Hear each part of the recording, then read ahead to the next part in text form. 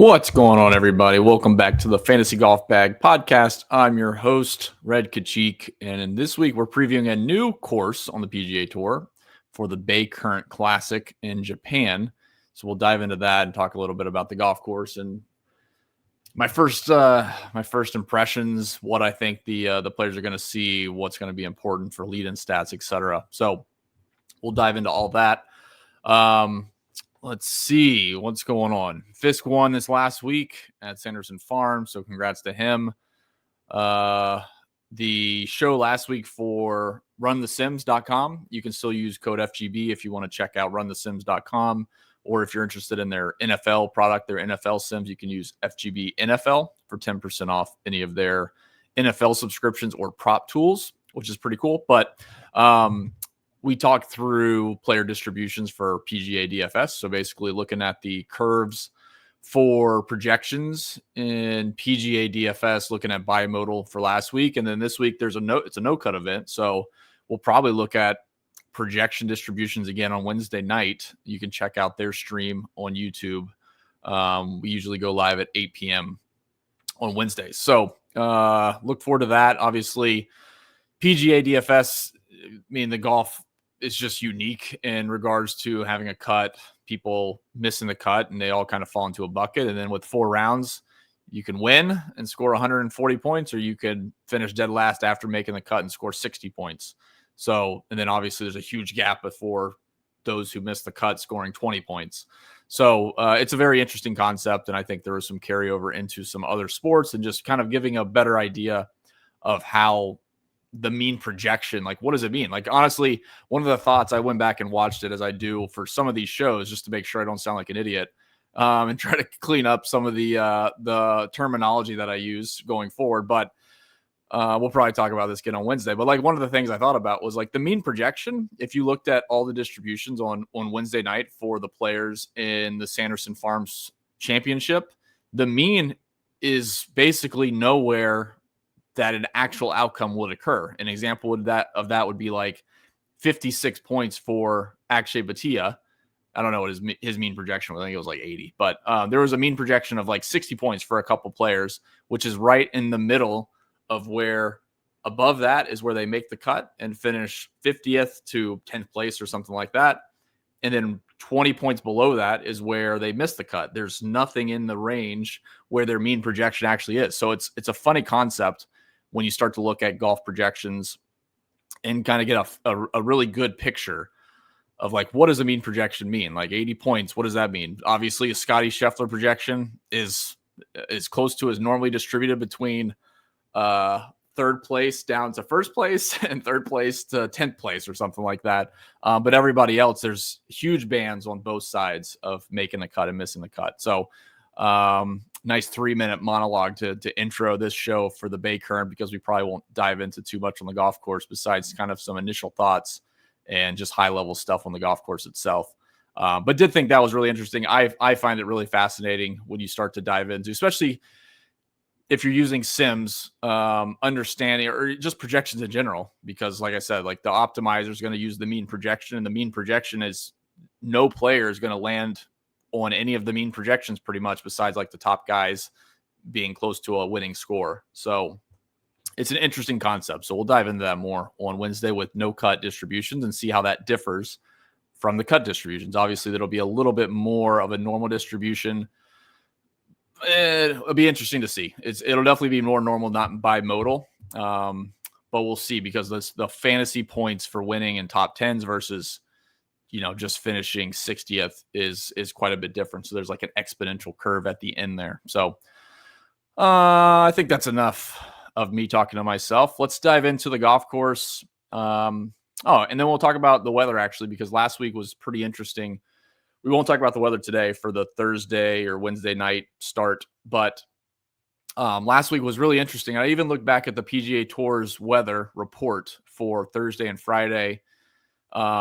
If you would have noticed, the PM wave was about a shot easier than the AM wave, and a lot of that could go into player skills in that wave. But large in a way, the PM did play easier both Thursday and Friday, and ironically enough, it was all because of gusts, which we talked about pretty extensively a little bit on this show and then on the Wednesday night live stream. So look forward to that on Wednesday night. Let's talk about the golf course. So Baycurrent Classic, this is new. We don't have data from prior years, but I did watch a few YouTube videos, so we'll get like the kind of the generic initial impressions of the golf course. But this is what is the makeup. I do have the scorecard down below. A lot of these tables are all blank. And we can look at, the specific breakout of the holes and kind of interpret what we think the driving is going to be like and the approach shot's going to be like. So Yokohama Country Club, it is in Yokohama, Japan. Shocker. Par 71, 73-15 on the scorecard. Bent grass greens. I don't think the rough is bluegrass. I don't think I updated that. It's going to run around 11.5 on the stent meter though. Average par 3, 195. Average par 4, 435. Average par 5, 532, which sounds pretty crazy. So we can go look at that. So hole 4, 536. Hole 6, 529. And that's it. There's 3 par 3s and 1, 2, 3, and then 2 par 5s. So it's 536, 529. I'll kind of just talk about, basically what I looked at. So the golf course itself, I've actually pulled up a map just so I can talk through this while I have something up that's a visual. So as you know, in Japan, or you may not know, I'm not sure I entirely know. Obviously, space is limited in Japan. We've seen the famous pictures of people's apartments stacked, 6 foot wide, and they just go vertical up. They're just like bunk beds all the way up in their apartments. Japan golf courses seem to all have similar styles in which they're all mostly tree lined and they all go back and forth against each other. So you can see like 1 is here, 2 is right next to, there's 3, but most of this is on like the front 9. So like 8, 9, 18, 11, 12, 14, 13, a lot of 17, 15. Everything is basically next to each other. There's another golf course. I think there's an east and a west on this golf course. But essentially what I saw from this golf course, you can't bomb it. That's one. It's not necessarily super tight, but there's a lot of shit like trees, which you can kind of see even on like the court, even on the holes like in the middle of the course that are next to others. So like what you can't see here, most of these holes are like bowling alleys where the left side and the right side is raised up to hills and the trees are all up there. There's some longer rough, some like fescue type rough, even on the top of those hills. The ones on the outside of the golf course, even one, I think to a certain extent. What was the other one I looked at? It might've been, it's not 10. You can see there's a couple holes with water, but basically you can't hit it. Like there's really there's certain holes where there's no one side there's one side that you cannot miss it. There, like I said, you can theoretically bomb it and go into other fairways. I don't think that's a strategy at all. The angle here is really, and you can tell by the scorecard not being that long on most of those holes. It's basically, you could hit drivers. It's not going to be a bombing mentality. You're trying to keep it inside of a 60-yard wide fairway or so, or 60-yard wide danger zone, hazard to hazard. And then it's basically a second shot golf course. The greens have a lot of false edges. They roll off. They don't look entirely small. Like the Zozo, we've seen like really small greens. You do see a few of these, I assume. I didn't look at every single second green, but it looks like there's a few where they have the second green. I don't know if they're going to use the second green like they do at the Zozo. They have like a second green for different seasons, I think. But you can see here they have like 2 split greens here as well. 13 as well. I can't remember why they do it. 14, same thing. Interesting. But it's definitely a second shot golf course. I think everybody's going to hit their tee shots mostly to the same spot. And then it's really about controlling your wedges and your mid irons to make sure you get it on the right levels. Probably not the most accurate term, but certainly getting in the right shelves that it's not going to hit false fronts or false edges and roll off. The video that I watched, the greens were quite a bit slow. The fringe and the runoffs were pretty slow. I assume that gets cut down, but that is it's really a second shot golf course. So you can see again at the distribution of these holes, longish on hole 1, 475, then it's 418, 436, 357, 432, 431, a couple longer ones, 510, 508, and then 387, 337, really short holes.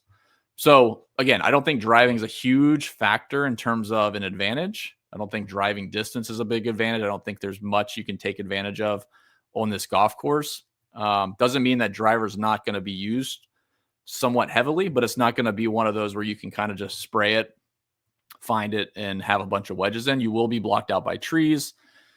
The rough didn't seem too penalizing. The rough was long, but it was very spongy, so the ball kind of sat up on top. If anything, you're going to catch some flyers, but you could definitely get a club on it. That wasn't a concern. So even with the rough being 3.5 inches or 3 inches or whatever it is, it's not going to be, it's at that itself is not going to be a really big issue, but you will be blocked out by trees. You'll find yourself in some really bad angles. The video that I watched, the guys were having to chip out sideways just because if you hit it through a dog leg, there's a couple that like double dog leg. So you'd hit it through the dog leg.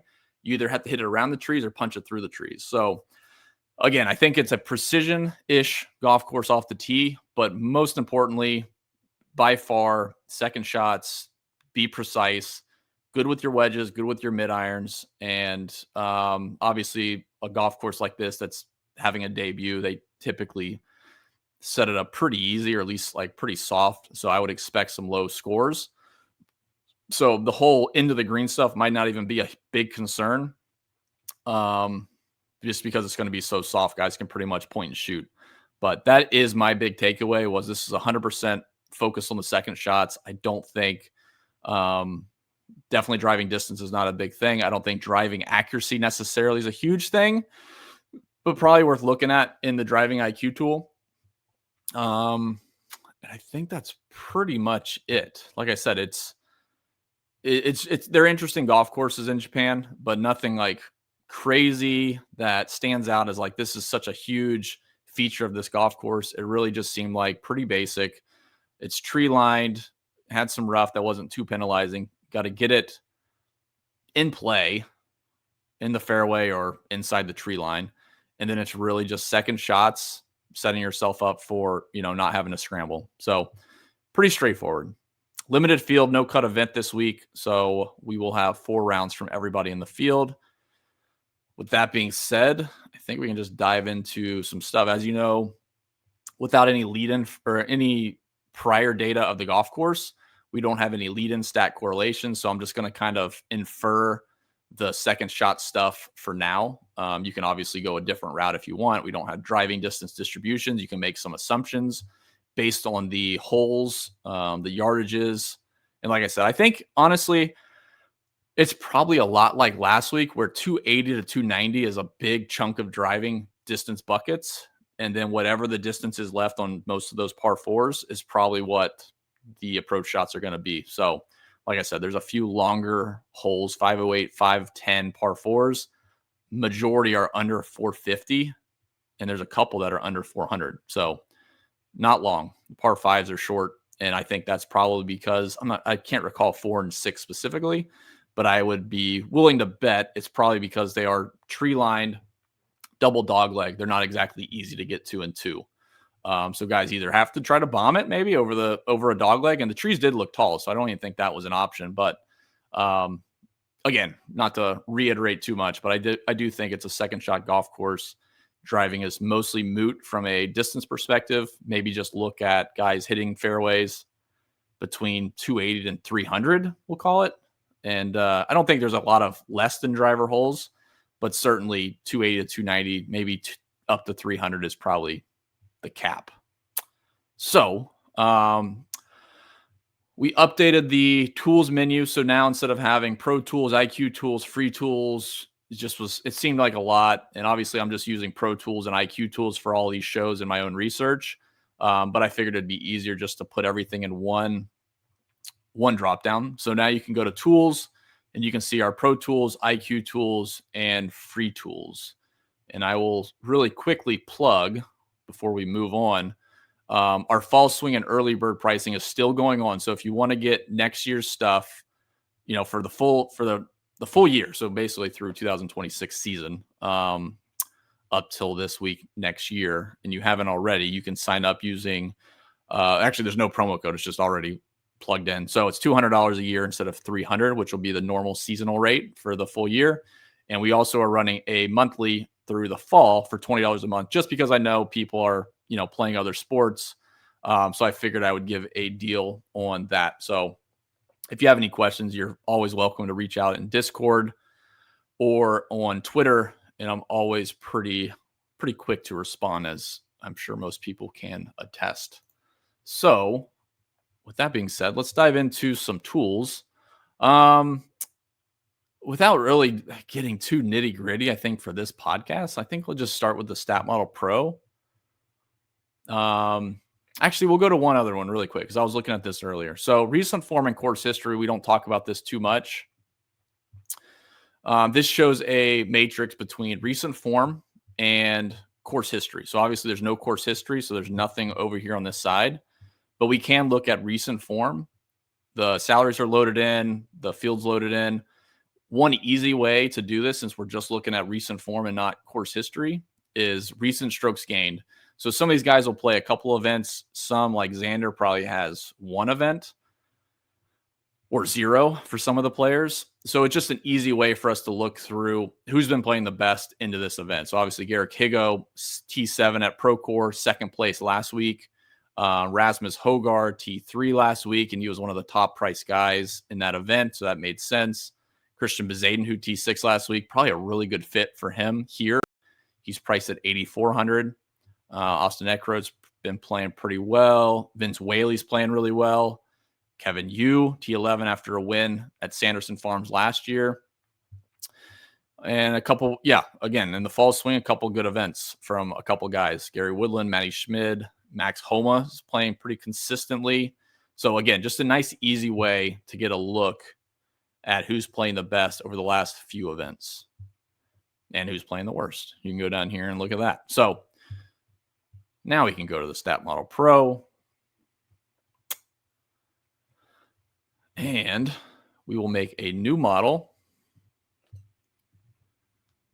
We're going to call this the 2025 Baycurrent Classic. Save that. Not going to do a time machine, although I will say it's probably not a terrible idea to go look at like the Zozo, just because I do think there's a lot of carryover with Japan and that golf course. So if you go look at the Zozo from last year, and you see Nico Echevarria won this event. Zozo is now the Baycurrent Classics. Probably not a bad idea to look through this. Like I said, you could say we could go pull up a few stats, like probably total and tee to green still relevant. IQ stat, birdie or better. I'll leave it in there. Green regulation. Let's see. Not going to worry about proximity. Putting will take it out. Mostly all lead-in stats. We'll just apply that. We'll do a quick weighted ranking. Distribute evenly to make it quick. And we'll look at the model for that. So, yeah, not too bad. Like maybe we look at driving accuracy, like weighted driving accuracy, and see if that holds any weight. I do like the green regulation. I do like IQ stat. IQ stat itself is usually pretty good. Number one was Kurt Kitayama, finished 5th. Ricky Fowler was 4th. A lot of decent, okay finishes for a no-cut event. So let's do that. Let's add in. You can kind of peruse this a little bit. Not terrible. Nico was way down the board, was pretty much average in every single stat. This was like right before he really started playing well. So it's a little bit of kind of a flop lag spot before he started showing how good he was playing. You can even see like leading into that event, birdie or better was trending in the right direction. IQ stat was pretty decent. But let's go add driving accuracy. I'm just curious. Let's just do driving off the tee. Driving accuracy, number 1. Yeah, not enough, right? And we've talked about that plenty of times before. So like driving accuracy as a single stat isn't going to be that predictive. Green regulation, obviously strokes gained total will probably be number 1, and then move yourself back tee to green, approach or green regulation, IQ stat like we have, and then into the off the tee stuff. So like driving accuracy itself is not a huge difference maker. Even if you look at the finishes, like Nico Echevarria was 36th in driving accuracy, Justin Thomas 48th. So again, not the same golf course, but I do think there's some carryover. And without going back into all those older years, let's just use what we just made. Keep that as it is. And we'll reset this to Alex Noren, number 1. Only 8 rounds. So again, you could go back to 4 months. Probably better. There you go. All right. So leading into the Baycurrent Classic, I guess maybe we'll do it by salary and make it a little bit easier to like make decisions from a DFS perspective. So Xander coming in actually had a really good Ryder Cup week. Guys in the Discord were talking about that earlier today, actually. But you can see like his finish positions haven't been great. Open Championship was okay. The Scottish Open was okay. Really good stretch actually in that 3 weeks span, we'll say. But his last round at the BMW Championship, that was the last one we tracked besides the Ryder Cup. Pretty good. IQ stat was up. Bogey avoidance was down. Green regulation was up. Strokes gained total. He gained almost 5 strokes on the field in that last round. So Xander, outside of like really the beginning of the season off the tee was pretty bad. He's starting to come in the right direction, and this is another good spot for him at 11K. No cut event. He's definitely in play this week. Hideki, just curious on a few of those. He's been absolutely awful. Interestingly enough, strokes gained tee to green in the 24 round sample, he's 13th. Bogey or birdie or better, 4th. But if you go look at his round by round stuff, it's really including everything from like Open Championship week, Rocket Classic, Open Championship, Wyndham Championship. So his most recent results is definitely much, much worse. So not super excited about that. Chris Goddard was playing good. Alex Noren's a really interesting candidate. Siwoo Kim as well. And then Kitayama at 9,400 was number 1. So there's a few good guys up here. I think most of them are all in play. Morikawa is really interesting for how bad he's been. Maybe a buy low spot. I think he'll probably be a little bit forgotten, and this would be one of those better course fits for him in terms of his driving. If he's driving it well, his irons are usually pretty good. So I think, Morikawa is an interesting one. Birdie or better has been bad. His putting has held him back quite a bit. I don't have putting pulled up here. It's just pulling in the stats that are included in our custom model. So that is pretty much the 9K and up. Michael Thorbjornsen, I'm not sure I love him here on this golf course. He's playing good. I don't know. Just seems like a spot where I would probably fade. I assume he's going to be pretty popular off his recent finishes. T5, opened up T5 at Sanderson, dipped down to T29, still pretty good in stats. I think people will go to him. So I'll probably end up fading Thorbjornsen on this golf course. Let's see here. Going down to the 8K range, Higo, off his last 2 events specifically, were really good. I actually don't mind playing the guy that's playing really well. Would not be surprised if he won this event. Not my favorite course fit, but if he played well last week on a similar-ish style where driver is kind of taken out a little bit, I do think that's a viable play. Wyndham Clark, probably know. He had a good run there, again, around the British Open, and then fell off a little bit. But Zadenhout's really interesting. I think that's one of the best fits on a golf course like this. Really good consistency outside of the John Deere Classic, basically through the summer.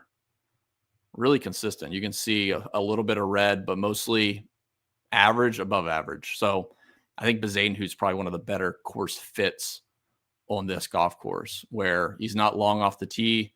Precision is going to be kind of what he can hold on to, and that would be a pretty good spot for him. Let's see. Vince Whaley's playing really well right now. Wouldn't mind that. Going down into the 7Ks.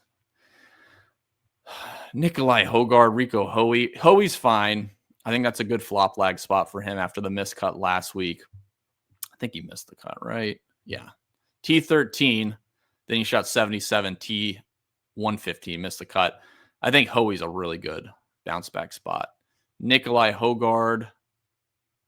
Not sold on it yet. He was playing really well, and then it's been kind of mediocre. Matt McCarty, Fishburne, Eckroat, they all grade out really well. Definitely should be considered in your player pool this week. These are all very high level stats for the most part too. So it kind of lends itself that they should at least be considered. Patrick Fishburne, bogey avoidance. He's second in this field. McCarty's fifth in the last 24 rounds. Pretty good. Going down, Mac Meisner. I like that. I know he started off pretty well. T5 in round 1 at Sanderson, T11, T14, T14. Really consistent. So I do like Mac Meisner here. Nico Echevarria, I'd probably go back to again. Hasn't been great, but I think some guys, I've talked about this before, some guys know like when it's their time, like they really got to press the right spots. And this would be one of them for Nico Echevarria, in my opinion, at least. William Mao, a couple good rounds have led to some good stats. Overall, he hasn't been fantastic. ISCO, he won. 3M, he won. Or not won. 3M, he played well. T7. ISCO, he won. He's okay. I think he probably get a little bit hyped up this week. I'll probably play him, but not too crazy. Kita Nakajima. Don't have his Asian Tour results or DP World Tour results in here. But I'm a sucker for playing some Japanese guys. The home advantage, or at least the home narrative, I think plays out enough times that I would play them here. And then as we go down, Sami Valimaki is an interesting play. I do like that. Spectrum total, he's 7th, which shows some good upside based on what he's actually been doing. Strokes gained total, he's 33rd. So there's some advantage there versus what we have versus the field. So I would be willing to buy into some Sami Valimaki on this golf course. Let's see. Andrew Putnam's just such a headache to play. This would be a better fit for him, but I'm not sure I can do that. And then most of these guys just haven't played much or been playing well. There's a bunch of Japanese guys here at the bottom. I'd have to take some more time to look into them specifically. And if they're priced down here, likely they're not. You can look at their odds. See if anyone stands out. Satoshi Kodaira, 600 to 1. Interesting.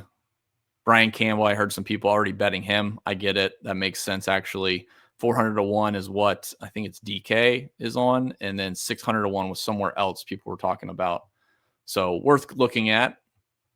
The rest in here, David Lipsky, probably a good play at, what was his price? 6,400. A good buy low, cheap guy. Maybe not even a buy low spot, just a cheap spot. Kevin Roy, Lee Hodges. Any of the PGA Tour guys that are priced down here are worth taking a shot on, especially in a no-cut event. That's pretty much it.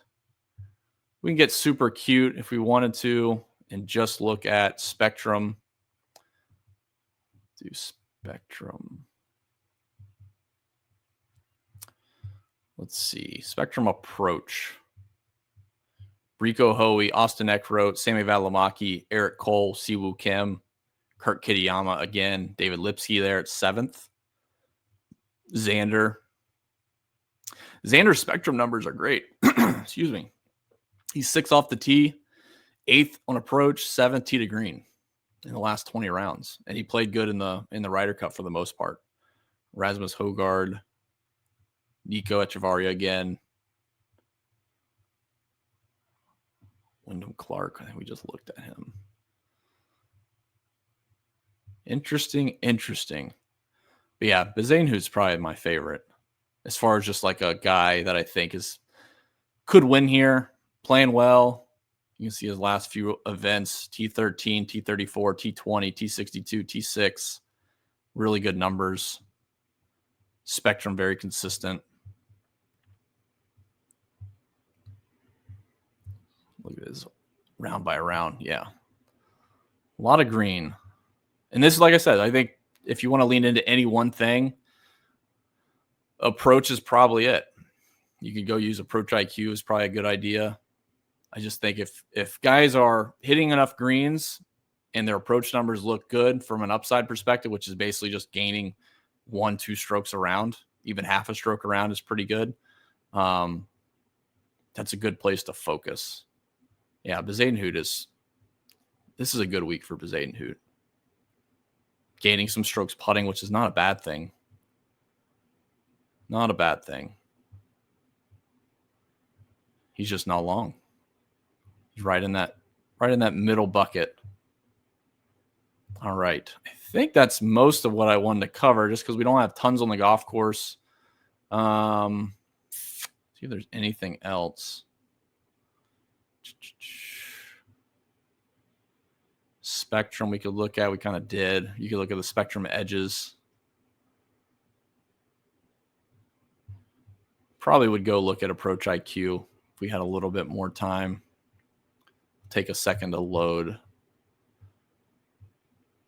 And then you could go through the specific buckets and just get a feel for what buckets you think are most important and just try to create a model based on that. Just go back a little bit further. So I think that's it. Yeah.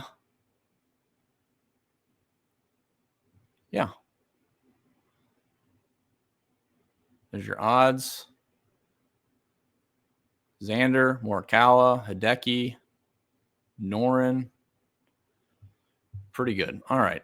Well, I think that's it, guys. What are we at? 33 minutes, actually longer than I thought. So I think that'll do it for now. Keep a lookout. I'll be in Discord this week, obviously. Article will be out on Wednesday, and the live stream for runthesims.com will be out on Wednesday night at 8 p.m. So without further ado, guys, best of luck this week. Should be fun. I do like seeing like a new course for the first time, which is redundant to say, new course for the first time. But yeah, it should be good. Just kind of keep it simple. I think it's a second shot golf course, focusing on guys that have been playing well, hitting greens, making some birdies, and let it run. And then, like I said, Wednesday we'll look at some distribution. I think it'll be interesting for the no cut. So, all right, guys, we'll see you around. Check us out, fantasygolfbag.com. See ya.